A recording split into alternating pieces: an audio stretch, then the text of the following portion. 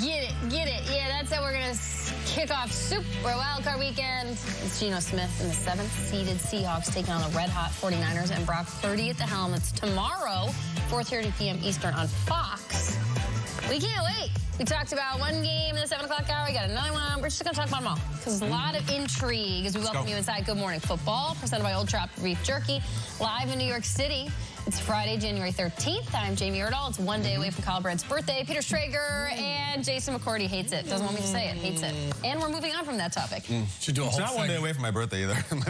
My birthday is the 24th. Oh, shoot. I'm sorry. That's okay. But I wish it was 1,000 days away from my birthday. I loathe it as well. Everybody wish Kyle happy birthday. We should do a whole segment on his You could have just said it and gotten past it. No, And it thanks for all the wishes, y'all. It's so nice. No, TY, so nice to be loved, especially in this day and age. They say Twitter's so cynical, and it's a really special place. Thank you. Please don't do that. Don't do that. Don't ever do that. Can we start the Lee Block, please? Yeah, Lee Block. It's your birthday, baby. TY, y'all. Kissy face emoji. Lilas. Guys, everybody loves Brock Purdy, and these Niners are on an absolute roll. He is him, but he's still just a rookie. He's got that dog in him as he steps into the playoffs for the very first time. But has Brock Purdy shown you enough to erase any doubt in the 49ers' ability to make a Super Bowl run past this weekend? Yeah, of course he's shown us enough. The body of work, when Purdy entered into the game in that Miami one, he goes out there, he chucks 2 touchdown passes. He hasn't blinked. He continues to perform each and every week. It's like, all right, the next week, all right, well, let's see him as a starter. He goes out there. Brock Purdy has not lost a game yet. On top of that, this guy's thrown 13 touchdowns to only 3 interceptions. So, yes, we can keep going and say, all right, well, he's never played in a playoff game. All right, now he has to face Seattle Seahawks again. He's already done it once. Can he do it again? Now they know him. There's going to be so many different tests until he conquers them. So we should have confidence because he hasn't given us any reason to doubt. And then when you look at the other quarterbacks in the NFC and what it's going to take for him to get to the Super Bowl and make a run, you guys tell me. There's doubts on everybody on the screen. Jalen Hurts just came back off an injury. They barely squeaked past the Giants' backups this past week. Tom Brady, we know he's the GOAT. He's the guy. But the Tampa Bay Buccaneers have not played good football for the entire season. Dak Prescott, as you go down the line, all we've talked about is the last game where he's thrown so many interceptions. He threw the pick 6 to Kyle Fuller this past one. Go on to Kirk Cousins. There's a whole storybook about Kirk Cousins. Kyle Brandt's probably the only guy defending him in sports media. And then you go on to Daniel Jones. The question mark is he going to be the Giants quarterback of the future? Does he have enough? And then Geno Smith, as well as he's played this season, there's still a ton of doubt on how Seattle finished the season. So for Brock Purdy in that NFC, with his defense that he has on the other side, with the way Kittle has played down the stretch, we don't have a reason to doubt him right now because he has performed well when he's gotten his opportunities. What's crazy, Rodgers isn't on that screen. I don't know. It's weird. That's all those guys, and Rodgers, who was healthy all season long, or more or less played in every game, didn't make it. But you're making a great point. Why not Purdy? To me, it's bigger than this game. Like, if they lose on Saturday, it would be a shocking upset, right? We enter next offseason, and it's like Purdy or Lance, Purdy or Lance. If they win and they win again, I'm going that much forward. That's what I think. Like, Brock Purdy is that established, and I think he will challenge Trey Lance for the starting job next year, a former number 3 overall pick who has been crowned the guy not only once before, but for years as the future. Here comes Mr. Irrelevant. How do you take the rock out of Purdy's hands? It reminds me a little bit about Brady and Bledsoe. Brady was a 6th-round pick, and he went and had this miracle Super Bowl run, and the following year, Belichick's like, I'm going with Brady. I'm not going with Bledsoe. I don't care how much money we played Drew.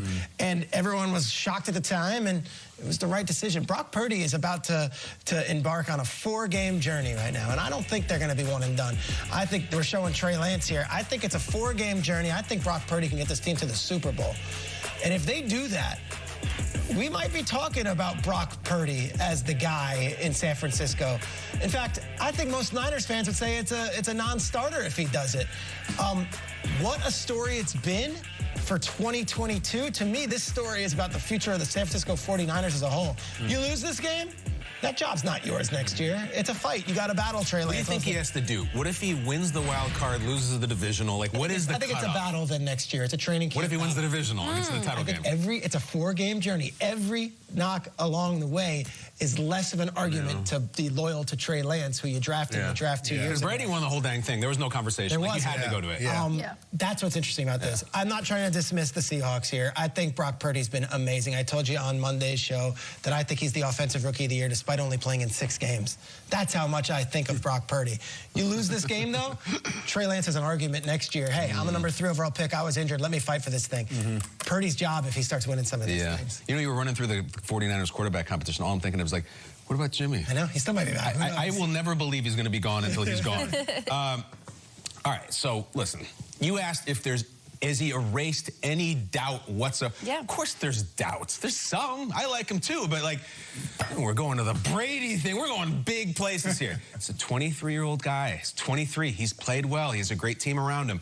There's always this time of year what I call the 3rd and 9 test. And that is when you see what someone is made of. This is not smacking around some team the regular season on the Shanahan Express. It is, wow, some team came to fight today that we maybe didn't expect, and maybe it's the Seahawks, and we're in a battle, and there's 3 minutes left, and we're actually down by 2, and Brock Purdy steps up to the line, and it's 3rd and 9. And you can't hand it to Debo or Christian or do one of these cool little plays. You got to step up and make the throw into the teeth of the Seattle defense, and that is when quarterbacks are made. That is when.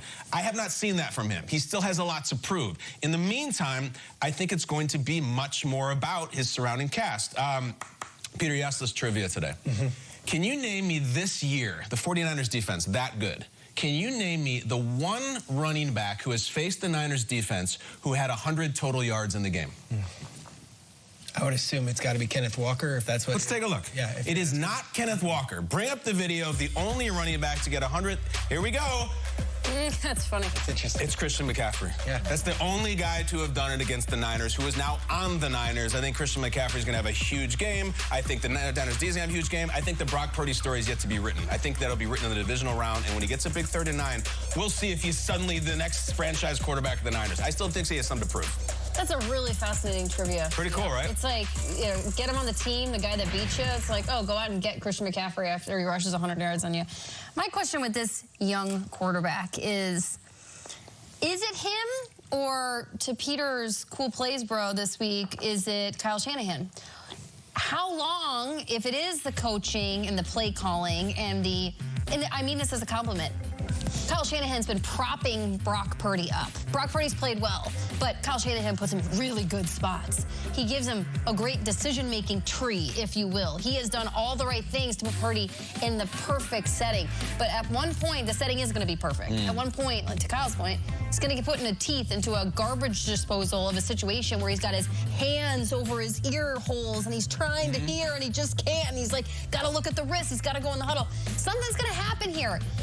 Brock Purdy hasn't played a team twice yet in his short NFL career. He hasn't had a team get film on him, go back, get angry, say, I want to kill this young guy, I want to get after him, I'm going to eat him up, and then have to go out and play that team. It just, this weekend, this 4-game, however long this experience is, it's going to show us a lot. I don't think that, like, it's him now already. He has not, it's been regular season play. You bring up a good question, though. Like, let's say they do beat Seattle and they're at home and everything. Like, Brock Purdy going into Philadelphia. Yes, like, you know, when that scene where he's like, he's looking around the guys and he's like, can anybody hear that? Yeah. Is that what's happening? It's because he wasn't expected, obviously, to do this. And his college career has no history of, like, him going into these big games and, you know, it's why the NFL's so crazy this season. You look at these quarterbacks. You mentioned this, like, Skylar Thompson starting a game, like Snoop Huntley might start a game. Brock Purdy isn't even a shock when you start looking around the league. Exactly. Brock Purdy. Well, that's why I feel like it really, really is like a tip of the cap to Kyle Shanahan and what he's done with him. At some point, it has to become the guy, though. And to that point, like, I was looking to hear what his teammates say about him. Like, he walks in the huddle if somebody's messing up, tells him to shut the hell up and let him talk. Like, I can't remember his name, was his college teammate at tight end, and he said his freshman year at Iowa State, he comes in there and they put 30 points up in the first half, and he goes off on the entire offense because, like, we can score 60. So it is a lot of Shanahan, and I think just his demeanor, his attitude, hearing the first game he goes out there, Kittle, Debo, and Shanahan all say. Let me ask you, they win a game this weekend, they go to division divisional round, they win another, they get to the NFC Championship game. Is it his job to lose, or is it Trey Lance and him in an open competition? I still think draft capital is huge. I say it all the time here. Trey Lance is a number 3 pick. It's still going to be a competition. Low-round pick, undrafted. You have to prove yourself every year until you get a second. Hey, listen, Zach Wilson was number 2 pick.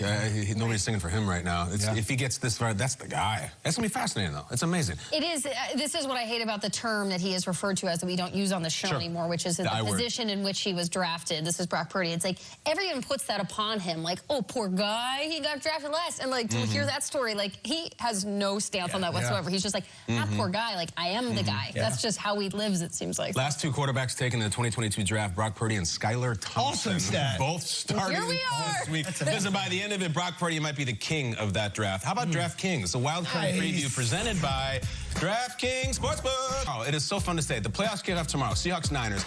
Let's take a look at some of what we call the odds. The Niners, we just talked about extensively, are 9.5-point favorites. Follow this now. 8 of their last 9 playoff games, they've got under the point total. Under they've gone. Also, watch out for Christian McCaffrey. McCaffrey's racked up 6 touchdowns in his last 5 games. He's been on fuego. DraftKings Sportsbook is an official sports betting partner of the NFL, and this week new customers can bet $5 and pocket $200 in free bets instantly like magic. Download the app. Use the promo code GMFB when you sign up. From the king of the draft to DraftKings to News King. Hey, rap sheet. Ian Rappaport's going to join us now. I tried. I did my best. The Niners, let's hang with them. They have a red-hot defense. What's the latest, though, with their coordinator, DeMeco Ryans, who feels like is on everybody's list to interview as a head coach? Red-hot defense, red-hot defensive coordinator, DeMeco Ryans, one of the hottest, if not the hottest candidates, has 4 interview requests. There's only 5 openings. He has requests from 4 of those teams. They are the Denver Broncos, Houston Texans, Carolina Panthers, and then yesterday the Arizona Cardinals one came. There has not been a lot of coach requests from the Arizona Cardinals, mostly focusing on the GM search, but they wanted to get this in for DeMeco Ryans. That, I think, speaks pretty loudly just about what they think of him, and I think it's pretty clear what the league thinks of him. No doubt he is a future head coach. He's been a future head coach since he was a player, including for the Texans, by the way, who want to interview him. So these interviews will be scheduled at some point after the 49ers game this weekend, but there is a very real chance that DeMeco Ryans becomes a head coach this year. Meanwhile, Lamar Jackson, if you guys follow him on Twitter, and you should, it's a little bit of a roller coaster ride. He took to Twitter yesterday to detail his injury, described his PCL sprain as a grade 2 sprain, which should be about 3, maybe 4 weeks. He said it's a borderline of a grade 3 strain, which I think was interesting in itself. He described his knee as unstable, which would be a little surprising to me, but it's certainly his knee. Talked about the swelling, which is something he deals with, and he said he's not going to be 100% being out there with his guys. All that is true. It explains why we have not seen Lamar Jackson, where we are expected to see Tyler Huntley this weekend, although it does seem that Lamar Jackson at least has a chance to go the following week. All right, Rap Sheet, you're right. I think do yourselves a solid for the offseason of news and go ahead and hit the follow button on Lamar Jackson, because taking matters into his own hands and telling us what's up. And you too, if you're not following Ian Rappaport. Thank you very much. All right, coming up.